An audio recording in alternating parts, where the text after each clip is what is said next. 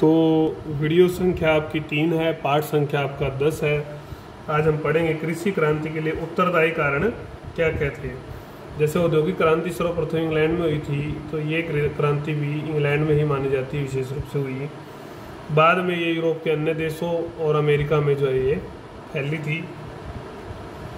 क्या परिस्थितियाँ थी ऐसी, क्या वो चीज़ें थी, उनको जानना बहुत ज़रूरी है, जिसके कारण से ये इंग्लैंड में फैली। कैसा वो अनुकूल वातावरण था, कैसे जो है बड़े भूमिपति, पूंजीपति और संसद सब ने जो है इसमें सहयोग दिया, जिसके कारण से यहाँ पर सकारात्मक जो भूमिका निभाई, तो जिसके कारण से इंग्लैंड में सर्वप्रथम आई। इस बारे में आज हम पढ़ने वाले हैं। तो निम्नलिखित प्रकार से जो है ना हम वही पॉइंट्स वाइज इसका अध्ययन करेंगे। वाणिज्यिक क्रांति की भूमिका। हम वाणिज्यिक क्रांति पढ़ा है, एक पार्ट पूरा था उसके ऊपर वाणिज्यवाद का। 16वीं सदी से इंग्लैंड तथा हम पढ़ के आए थे कि अंतर्राष्ट्रीय जो व्यापार था 16वीं शताब्दी के आसपास जो है, उसमें इंग्लैंड तथा यूरोप के अन्य देशों में भी काफ़ी वृद्धि जो है, भारी वृद्धि जो वहाँ पर हुई थी। तो उसने दो तरह से जो है प्रभावित किया। दो तरह से कैसे प्रभावित किया, हम पहला जो बिंदु है वो देखेंगे। व्यापारिक जो क्रांति आई, उससे कृषि उत्पादों की जो मांग है वो बढ़ गई। कृषि उत्पादों की मांग बढ़ी, भारी वृद्धि हुई, तो जिससे कृषि को बढ़ावा फिर मिलना था ही। उदाहरण के लिए प्रारंभ में इंग्लैंड में ऊनी वस्त्रों की मांग में बहुत वृद्धि हुई। ऊनी वस्त्रों की जब मांग में वृद्धि हुई इंग्लैंड में, तो बड़े बड़े जो जमींदार थे उन्होंने क्या की, बाड़ेबंदी कर दी। बाड़ेबंदी कर जो है बड़े बड़े जो फार्म बना दिए, भेड़ों का पालन शुरू किया। तो भेड़ों का जब पालन शुरू हुआ तो उससे हालांकि इन्होंने इससे मांग की पूर्ति तो कर दी, लघु उद्योगों को और अन्य उद्योगों को भी इससे बल जो है मिला था।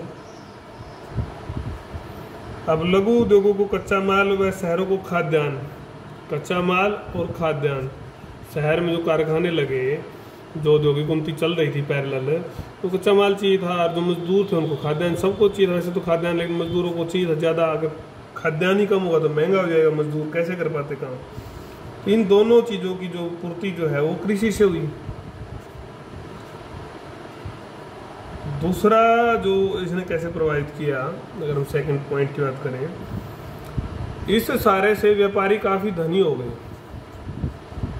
व्यापारी धनी हो गए औद्योगिक क्रांति, व्यापारिक क्रांति से। तो अतिरिक्त जो पूंजी इनके पास बची, तो उन्होंने वो भूमि खरीदने में लगा दी। भूमि में लगाई तो जमीन के नए मालिक थे, तो लाभ का तो इनकी कंसेप्ट दिमाग में था ही। तो इन्होंने जो है अधिक से अधिक जो है लाभ कमाने के लिए फिर जो है खेती में ये उतर आए। इस पर इन्होंने जोर दिया, मुनाफे पर, और नवीन तरीके भी, क्योंकि इनको तो लाभ चाहिए था, नवीन तरीके इन्होंने अपनाए, खुलकर अपनाए। स्टेट इन्होंने स्थापित किए, अपने जो जायदाद, बड़े बड़े फार्म हाउस, तो इससे ये ज़्यादा संपन्न हो गए, धनी हो गए, शक्तिशाली हो गए। निसंदेह व्यापारी और भूमिपति खेती में लाभ कमाने की प्रवृत्ति को लेकर आए, जिसने कृषि क्रांति को में महत्वपूर्ण जो है भूमिका अदा की थी। तो ये बिंदु आपका वाणिज्यिक क्रांति ने इसको खूब जो है सहयोग किया। जागरूक भूमिपतियों का योगदान। जागरूक शब्द क्यों लगाया, क्योंकि सभी भूमिपति जो है शामिल नहीं थे। जागरूक लोग ही इस क्रांति में शामिल थे, क्योंकि बहुत सारे जो भूमिपति थे वो परंपरागत तरीके छोड़ना ही नहीं चाहते थे। तो जागरूकों का जो है सबसे ज़्यादा इम्पोर्टेंट योगदान रहा, महत्वपूर्ण योगदान रहा। ये जो जागरूक जो आपके जमींदार भूमिपति थे, ये ज़्यादा जो है आय प्राप्त करना चाहते थे। तो नए तरीकों को अपनाकर इन्होंने व्यय को कम किया और उत्पादन को बढ़ाया। ये इनकी रणनीति थी। तो ये जानते थे कि जब उत्पादन बढ़ेगा तो ही लगान में क्या है, वृद्धि भी की जा सकती है। तो ये इनकी रणनीति थी, इनका मूल लक्ष्य था, और इसमें ये कामयाब भी हुए। इसके लिए उनको धन की ज़रूरत थी, नए नए तरीकों के लिए, धन की जरूरत थी और धन इनके पास पहले से ही काफ़ी था, यही खर्च कर सकते थे क्योंकि इनके पास धन था, समय भी था। उदाहरण के लिए अगर हम पढ़ें कोक ऑफ होलकम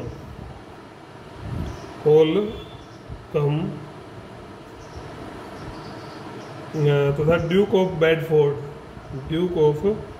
बेडफोर्ड, दो नाम है, आप ये ध्यान रखना, ने अपने फार्मों की बाड़बंदी की, नालियाँ या अन्य जो सुधार काम थे उन पर काफ़ी खर्च जो इन्होंने किया, और जैसे इन्होंने खर्च करते गए तो इनको लाभ भी काफ़ी हो गया। लाभ हुआ, अगर कोक की बात करें हम तो उनकी जो नारपोर की जागीर थी, नारपोर की जो उनकी जागीर थी जिससे 2000 पाउंड प्रतिवर्ष जो है लाभ होता था, अब जो है 20,000 पाउंड जो है लाभ उसको प्रतिवर्ष आने लगा। इतना अंतर जो है कृषि क्रांति से आया कि कृषि में नए तरीके से आया। एक अन्य जागरूक जो स्वामी थे टाउनशेंड, उन्होंने सलगम की खेती की। टाउनशेंड जो थे वो सलगम की खेती की बात लेकर आए तथा चार फसल चक्कर प्रणाली को जो इन्होंने बढ़ावा जो है कर जो है 10 गुना जो वृद्धि अपनी आमदनी में कर ली थी। इंग्लैंड में ऐसे अनेक उदाहरण हैं, बड़े बड़े सामंतों ने नवीन कृषि प्रणाली को अपनाया। जॉर्ज तृतीय थे जो राजा थे इंग्लैंड के, विंडसर में इन्होंने आदर्श फार्म स्थापित किया। इन्होंने कृषक राजा भी बोला जाता था, और इन्होंने भी एक नई प्रणाली में योगदान अपना दिया था। आम समाज भी इस तरफ फिर मुड़ा। तीसरा जो बिंदु आता है आपका वो है विज्ञान का योगदान। विज्ञान का योगदान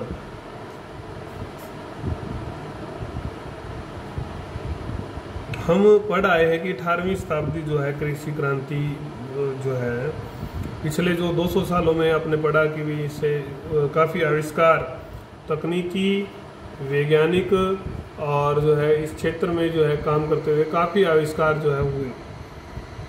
और तो इसको हम कृषि के साथ भी इसको जोड़ के देखेंगे। जो सूक्ष्मदर्शी यंत्र है, माइक्रोस्कोप आया, उस सूक्ष्मदर्शी यंत्र की अगर हम बात करते हैं, कृषि में जो सहायक सूक्ष्म जीवाणु थे उनको पहले तो देख ही पाना संभव नहीं था। अब उनको देखा गया, पता चलाया कि भी जो है ना जानकारी मिली कि कैसे जो है ना ये लाभदायी जो है कृषि में हो सकते हैं। पहले तो इनको ये भी नहीं पता था पौधों में भी क्या होता है, नर और मादा होता है, ये भी उससे पहचाना गया। इटली व हालैंड के जो वैज्ञानिक थे आपके, उन्होंने वनस्पति विज्ञान में जो है विशेष योगदान दिया। इंग्लैंड में रॉयल सोसाइटी जो स्थापित की गई थी, इसने कृषि क्षेत्र में बड़ा योगदान दिया, जानकारी को लोगों तक फैलाने में मदद की कृषि के ज्ञान के बारे में। इसी प्रकार डच लोगों की विशेष उपलब्धि क्या थी, दलदली जो भूमि थी उसको उन्होंने योग्य बनाया, तकनीक दी, बागवानी, हॉर्टिकल्चर जो था आपका, और उत्तम बीजों का जो प्रयोग था, इससे भी वैज्ञानिक जो जानकारी में वृद्धि जो है हुई। तो विज्ञान का एक बहुत बड़ा योगदान कृषि व्यवस्था को कृषि क्रांति लाने में रहा, जो जिसके कारण से कृषि क्रांति आई। चौथा जो आपका बिंदु है वो है नए कृषि ज्ञान का प्रसार।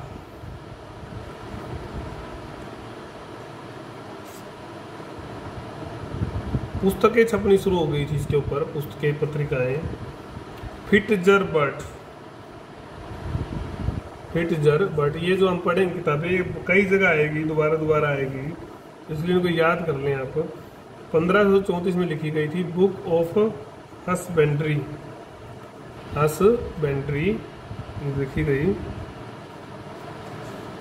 इसी प्रकार थॉमस टूसर जो थे, टूसर ने देखी आपकी 100th मतलब 100 जो है आपके गुड जो पॉइंट थे, 100 गुड पॉइंट्स ऑफ हसबेंड्री, कृषि के बारे में 100 जो है महत्वपूर्ण जो बात इसमें लिखे।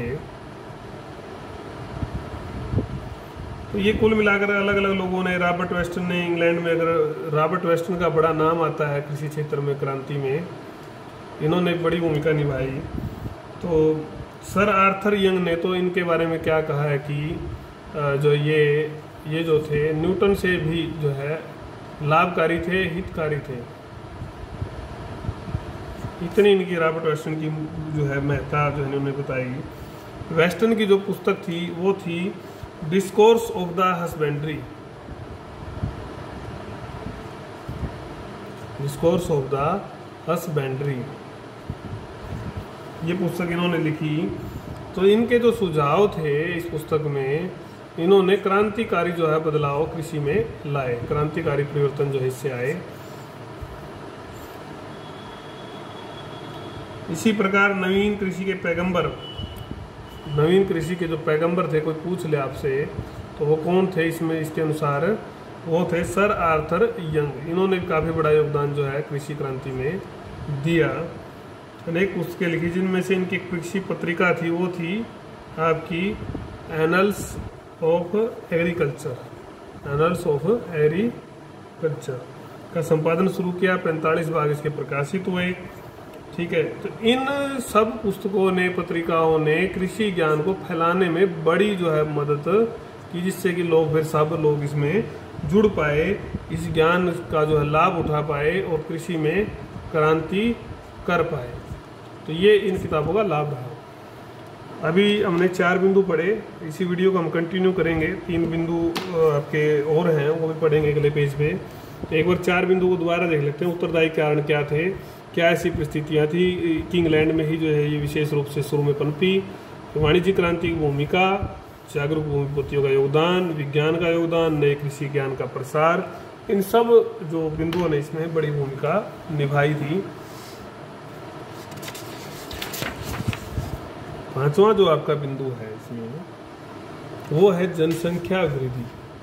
जनसंख्या वृद्धि हम पढ़ के आए हैं, औद्योगिक क्रांति में भी इसने बड़ा योगदान दिया था, वाणिज्य क्रांति में भी, और अब आपकी कृषि क्रांति में भी। बहुत सारी चीज़ें मिलती जुलती हैं, आप ध्यान से उसको समझने के लिए समझें, ज़रूरत है आपको।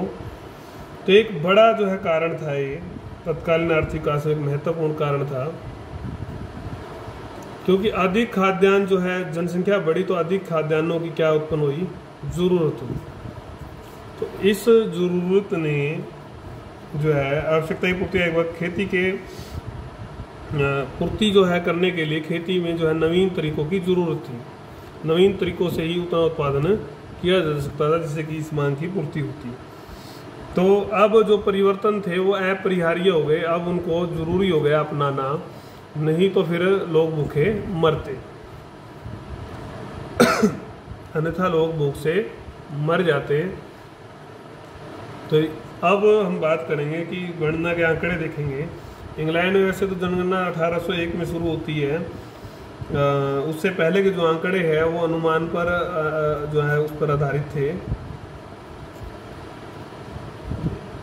1700 की अगर हम बात करते हैं तो इंग्लैंड की अनुमानित जो जनसंख्या है वो 5 मिलियन थी।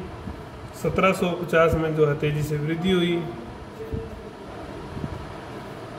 अगर हम 1740 की बात करते हैं तो 1740 में आपका जो है 60 लाख थी, और उसके बाद 1800 में जो है आपका एक में जो है वो 90 लाख, लगभग 1.5 गुना हो गई। और वही 1851 में जो है आपकी 180 लाख हो जाती है, मतलब बहुत बड़ा जो है आंकड़ा, डबल हो जाती है। तो जनसंख्या तेजी से बढ़ रही थी। अन्य देशों में भी जो है जनसंख्या वृद्धि हो रही थी। उसका जो मुख्य कारण था वो भी हम पढ़ा है कि चिकित्सा क्षेत्र में जो सुधार हो रहा था, चिकित्सा क्षेत्र में जो है सुधार हो रहा था, बाल मृत्यु जो है कम हो रही थी, अकालों में कमी थी, पौष्टिकता में वृद्धि आई। इन सब कारणों से जनसंख्या में वृद्धि हो रही थी। एक स्थिति ये आ गई कि 1760 के बाद तो जो है निर्यात भी जो है करने लग गए थे। ये स्थिति जो है आई। छठा जो बिंदु है वो है आपका मूल्यों में उतार चढ़ाव वह कृषि सुधार।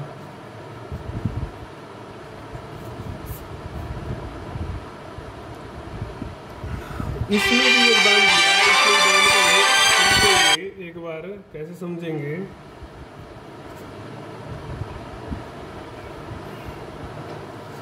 1740 में जो खाद्यान्न तथा कृषि जो उत्पादों के जो मूल्य है वो गिर गए थे। ऐसे संकट की अवस्था में जमींदारों व कृषकों द्वारा ऐसे कृषि तरीकों पर बल दिया गया जिससे कृषि लागत में कमी लाकर, लागत में जो है तरीके अपनाए, लागत में जो कमी लाकर जो है उत्पादन में वृद्धि की जाए। नए तरीके खोजे गए, वही समय की जरूरत के अनुसार, और सफलता भी जो है इसमें मिली।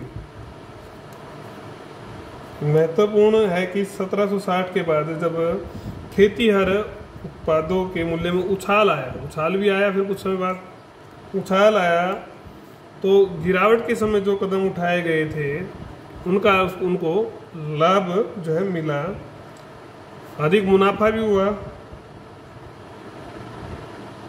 और इस सारे से जो है प्रोत्साहन को सुधार फिर मिलना चाहिए था।